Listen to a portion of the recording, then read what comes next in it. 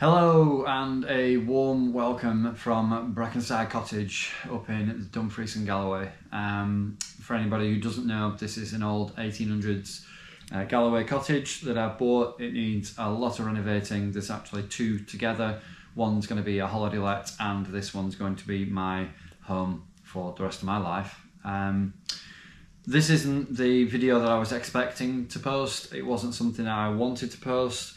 But I've always tried to be open and transparent about things, and I just figured that now was the time to be as open and transparent to what's gone on in the past couple of days and where I'm at. So this video, basically, I'm just sat down to talk about, firstly, the thumbnail, and give myself an actual introduction, which is something I never have on the channel. Basically to me, my history and how I've ended up at Brackenside Cottage. I'll also mention obviously what the future holds and what is next with the project and the plans. So to address the thumbnail, which I haven't created yet, but I'm guessing it's going to be something quite obvious. Burnout. It's hit me pretty hard. And I'm not here to get any sympathy. I just want to be open about the ups and the downs. It seems to be we're in a social media world where all the positivity is glamorized, but the reality isn't really documented the same. And I want this to be a journey for everybody watching, to kind of follow the trials and tribulations of what it actually involves. And not to glamorize all the highs, you know. So yeah, I've been finding it incredibly tough. I'm not gonna beat about the bush with that one. I've been alone here since before Christmas and trying to juggle working full-time, a big renovation project without much heating, with a dog, and just trying to get things done in timelines that I probably shouldn't be setting myself. I've always been that kind of person that tries to push my limits all the time, and I've definitely pushed myself a little bit too far, and I've been off Thursday and Friday. Today's Saturday. It's now Saturday night. I don't know what time it is. I generally don't keep a track of that, but the Thursday and Friday I spent 2 days putting the floor down, which is reclaimed out of a mate's house who coincidentally moved up to Castle Douglas nearby at a very similar time to me and Meg's getting the keys here. And they had a big kitchen renovation done, and the oak flooring I managed to reclaim out of that, and I got maybe 7/8 of the way through the floor, pretty much to where I'm actually sat now, before I started to add up and realised there wasn't going to be enough. Various reasons for that. I don't need to go into too many details, but basically a lot of it was marked or damaged in ways that I didn't want to lay, but then also I'd cut up a lot to use in different parts of the house, which I wanted the flooring to run right through. And then also added to that is the fact that I was putting it down at a 45 degree and not just straight lines. So it was an accumulation of things, but what that led to was me basically having a complete meltdown and just really struggling with the overwhelming thoughts on everything that was going on. Just so much stuff to go into, but basically, yeah, it feels like rock bottom, and I'm kind of like, I've recognised it now, so I feel that now I've hit that bottom, I can now start to bounce back up. And just today, I've just backed off. I've not done a great deal.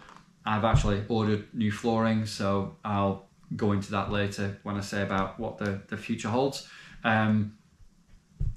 So yeah, that's basically the thumbnail covered, and like I said, I don't want any sympathy for it. I am my own worst nightmare when it comes to focusing too much, that I forget to eat, that I lose sleep, and I know that at my age now, at 43, that I should know better, but I just get so focused into something that I just lose track of what actually matters.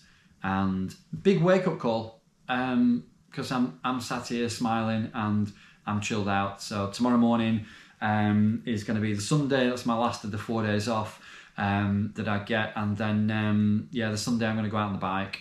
We're just going to shred some trails and just have some fun, which I do need. So about me, I am Richard, and I was born in 82 in a village called Worley in the Ribble Valley.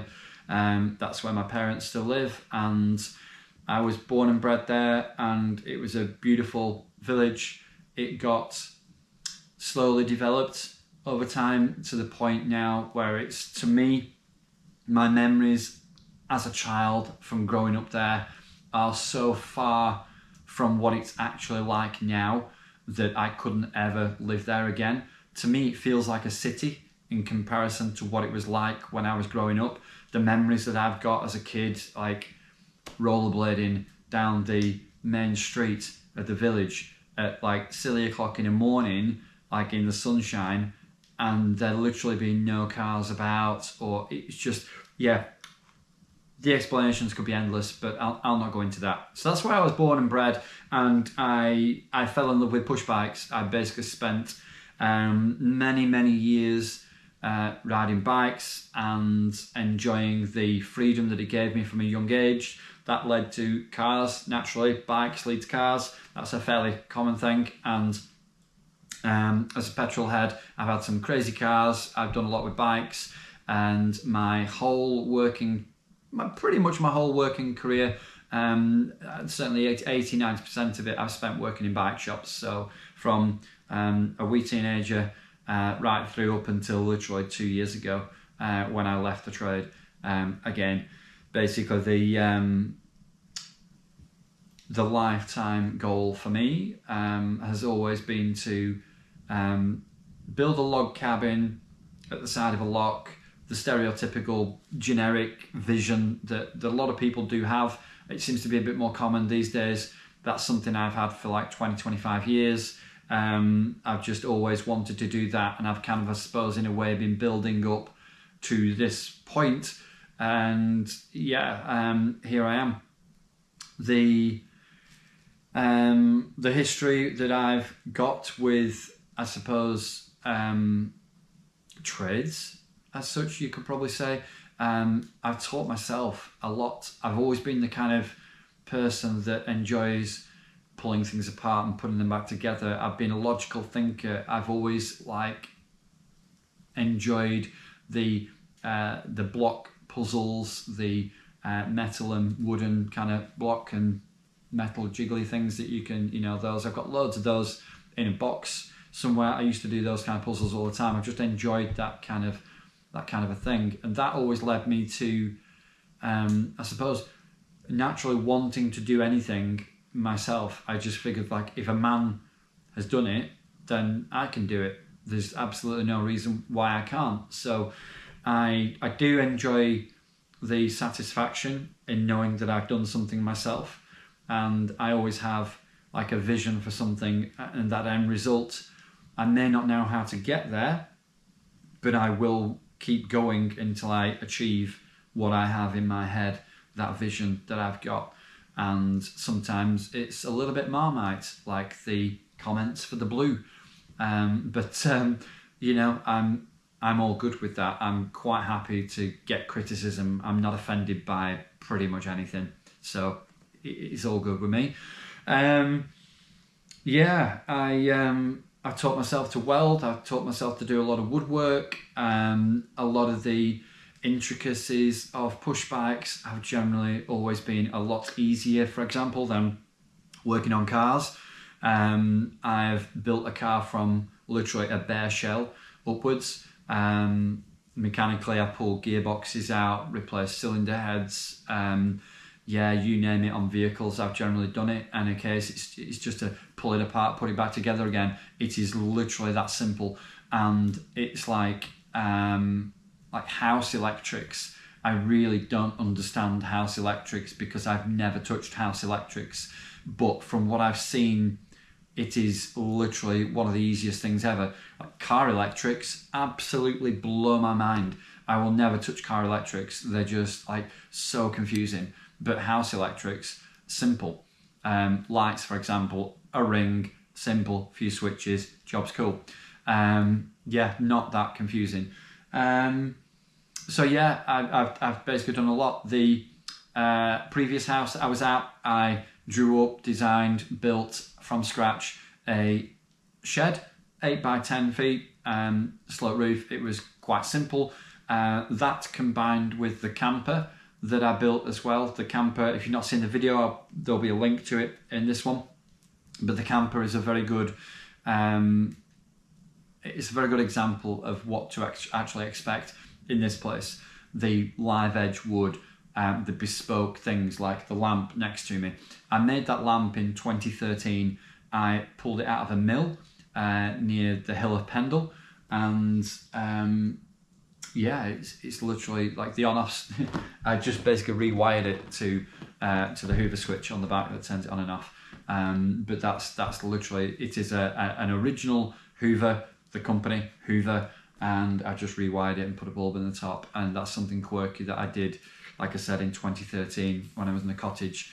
And yeah, I've just always enjoyed the upcycling side of things, trying to reuse things. Like I see certain objects and I think, oh, I can make something out of that. That's cool. And I like the bespoke stuff, the one-offs, the stuff that you know nobody else has that, you know? It's like the shelf behind me that's built in with the log store. I've never seen that anywhere. I've kind of put a few things together to kind of come up with that as an idea. That probably exists somewhere. I've never seen it. I don't know. But again, this is where I've thought of it, and how many millions of years of men been about, you know? Somebody else must have thought of it. So yeah. Anyway, I'm waffling a little bit. One of the things I briefly touched on was obviously the dream. I used to watch a lot of grand designs, and I've always had an interest in that sort of thing. Again, building the camper to the way I have, to race the mountain bikes all over the country. I built that for obviously, yes, racing the bike, and mainly for holidays. But the long-term intention with that as a camper built off-grid was that when I bought some land to build a house, I could then park the camper up, live in the camper, and build the house from said camper. So that was kind of its long-term purpose. It's just that I've kind of jumped the mark a little bit when I stumbled on this place that already has obviously walls and a roof and windows and doors. Maybe not doors at the moment because I've got, you know, a few missing. But yeah, so that's where I'm at basically. Self-taught with a lot of things, and I just figure that if I don't get it right, I just start again. I do it again, and the cost of failing doesn't ever bother me, because I've always thought, well, the cost of failing at something far outweighs, in my opinion, paying somebody else to do it for you, because I get that satisfaction from knowing that I've done it myself. And if I ever have a problem with it, then I can fix it. It's not a problem. And I've always been that kind of, I don't know, man's man, dare I say it, where I just want to actually be able to fix things all the time. That's kind of, I feel like I'm obligated to do that. I'm just, I don't know, maybe old school like that, but hey ho. Yeah, what's next? What the future holds. So nothing's obviously going to change here. It's just a little ripple in the water. It's a setback. I need to back off, basically. I've realised that it's a big wake-up call, and I need to back off from how much I'm actually trying to achieve in such a short space of time. And I'm the only person here. I'm the only person pushing myself this far. It is all on me, and I'm I'm holding my hands up to say, you know, I'm out. I'm needing a time out here. I have absolutely done myself in. I still will be nibbling away at the jobs. Like tomorrow, for example, I will be doing little bits around, but like today, only small stuff like fitting the set of curtains. I might throw, you know, a screw in the wall so I can hang a couple of pictures and things like that, but more really like the enjoyable finishing touchy start type stuff. Probably premature, but it'll certainly help with the mental state in feeling more like an actual home, you know. But yeah, the long-term plan for this place. I don't know if I've ever said this. The houses, the cottages are situated about 10-15 minutes out of Dumfries. They are nestled in the hills just off the Galloway tourist route, and they are in between two of the Seven Stains. The Seven Stains, for anybody that doesn't know, are the 7 of them all together in Scotland. They are trail centres for mountain bikers and walkers to basically visit. And I am in between Maybe and Dalbeattie. And the trail centres themselves, I've actually ridden many years ago, but the trails that interest me are what I refer to as off-piste trails. There is trails in every direction, proper mountain biking. You ride up hills, you ride down hills, none of this trail centre stuff. However, I've also got A Forest, which is about a 30-minute drive away, and Crockery out at Newton Stewart, which is give or take sort of 50 minutes to an hour away. And the 4 of the 7 Stains being in a good catchment for this area, my vision in the future is to provide guided rides for people, maybe even like skills coaching lessons. That's something I'm actually qualified for. I can give coaching lessons, guided rides, and if people do want to explore a little bit more than just the generic trail centres, if they've already done that, then obviously I can give them a bit more of an extended tour of the local areas, because not only the 2 forests of Maybe and Dalbeattie, there is also countless other forests with trails in, which I do ride and I'm starting to explore. So yeah, that's good. I've also got plans in my side, and this may be a year or 2 down the line. We'll just see how things progress. But I do want to put a glamping pod in my side. The garden does kind of lean itself towards having something like that, with the driveway, the access point, putting a small path in. I've got this kind of vision because of the sun catch that it gets, that you could actually have an ice bath and some form of, whether it be a hot tub, sauna or a steam room up there as well, so that if I was going to accommodate for the mountain bikers, it would actually tick a few boxes off with the cold water therapy, as well as like I say, I do like the idea of like a sauna type room as well. They are quite good for you, so we'll see. And again, that's a way down the future, and it's something that I kind of want to aim towards, but obviously we need to get these places done first. So in regards to the order of play and how I'm going to do what I'm doing here, because I'm obviously living in this side, next door, number 1 side that's going to be the holiday let, is full of things, and I am plucking away bit by bit at the amount of stuff that is in there. But the order of play is that the flooring needs to come down in here before I can then fit the 3 living room doors, which I'm hoping shouldn't take too long once the floor's down. I did order the 2 front doors and specified the 9th of March. They turned up yesterday or Thursday, maybe, I can't remember, but they're both turned up. So again, more stuff as an inconvenience. I also have the rest of the insulation and OSB to put down. So in the small porch bit, the main porch bit, and the what I'm using as the bedroom, we're calling the kit room, and behind me in the games room, the entire building is having 25mm of insulation down with the OSB before any kind of carpet or flooring goes down. So again, that's taking up space in there. I've also got the 25mm insulation for the ceiling, which again is taking up space in there. But we've also got the rest of the insulated boards, which half of which 10 I think are for upstairs, but I can't carry them in, let alone get them upstairs on my own. And basically, yeah, I've got no kind of friends up here as such. I know people via work, but trying to do things like that on my own is a bit of a question mark. So we shall see how that progresses, because I will be cutting them to make it easier to get upstairs, but it's still going to be a chore. So where are we up to?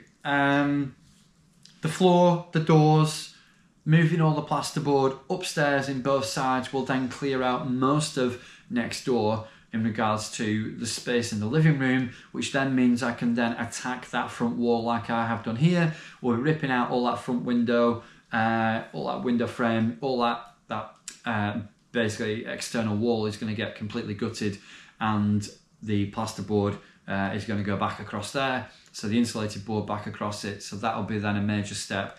Whilst that is all going on, the wiring is going to be dropped in place for all the electric heaters, which I've got in my side now. I've got the 2 consumer units. They turned up the other day, so just waiting now to hear back from the electrician in regards to when he can come. Both chimneys now have been replaced, so all the brickwork off the top has now gone, and both chimneys now are looking beautiful, dare I say it. We just need to wait for a couple of dry days, then I can actually get up there and give them a nice lick of paint. Then they'll look a lot better. The flashing on number 1 is probably going to need replacing, so we may have to wait until the flashing is done. But again, it's just a weather thing with the chimney guy. He's kind of dropping in as he pleases. So, you know, it was great to come back the other night and, oh look, fresh chimney, but oh no, massive pile of rocks. Well, not rocks, but massive pile of bricks and steel to now shift, and endless jobs like that to do, which are being left till better weather. And yeah, I don't think there's anything else really to go through. The bookcase, which is going to sit in the recess behind me, that will be something that I'm excited for. Whether or not I do that before I put the floor down, I did actually pencil that in for this week, basically to do that. Obviously, for everything I've already explained, that's not happened. So the bookcase will wait, but I am excited to fit a bookcase into a recess that is hung as a door. So watch this space for that one. That will probably be its own episode in building the bookcase, because I anticipate people will want to know how exactly I've done it structurally and hinges, etc, etc. So yeah, that is the update from me at Brackenside. I want to thank you if you've got this far. bit of a ramble. I know, I apologise for that, and I apologise for this being such a depressing kind of update. But we persist. We carry on. Today was a new day. Tomorrow is another new day. And yeah, if you are interested in keeping a track on how I do and the progress here, then please do subscribe if you've got this far. I thank you again, and I will see you next week, where I am hoping to have put a floor down. So yeah, thanks once again.